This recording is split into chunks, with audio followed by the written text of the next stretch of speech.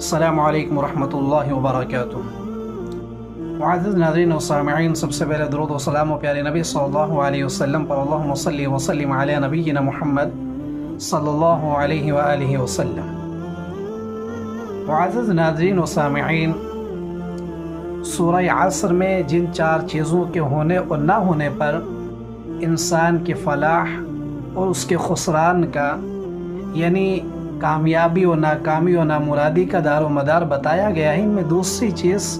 عمل صالح ہے، اور اس سے مراد وہ سب اعمال ہیں جن کا اللہ کے نبی علیہ السلام نے حکم دیا یا اپنے قول اور عمل سے اس کی ترغیب دی ہے، اور اس کا دائرہ بہت وسیع ہے، جیسے نماز، روزہ، زکوٰۃ، حج، ذکر اللہ، صدقہ اور قربانی جیسے عبادات بھی اس میں داخل ہیں۔ اسی طرح اچھے اخلاق اور اچھے معاشراتی اعمال بھی، جیسے سچائی، دیانتداری، رحم دلی،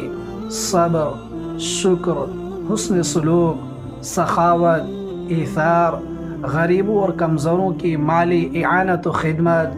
اور مریضوں کی عیادت، بڑوں کی تعظیم، چھوٹوں پر شفقت، اہل حقوق کے حقوق کی ادائیگی،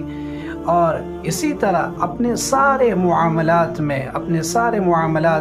ملازمت اور تجارت اور شادی بیاہ، اللہ کے حکم اور اس کے رسول صلی اللہ علیہ وسلم کی شریعت کے مطابق کرنا، دین سیکھنا، سکھانا، اور اللہ کے نبی علیہ السلام کے حکم کے مطابق ہجرت، یہ وہ تمام چیزیں ہیں جو یہ عمل صالح کے وسیع دائرے میں شامل ہیں، اور اس کا اللہ کے نبی علیہ السلام نے حکم دیا ہے،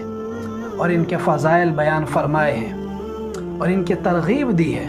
اور سب سے پہلے خود ان پر اللہ کے نبی علیہ السلام نے عمل کیا ہے۔ اللہ رب العزت ہم سب کو عمل صالح کے توفیق عطا فرمائے۔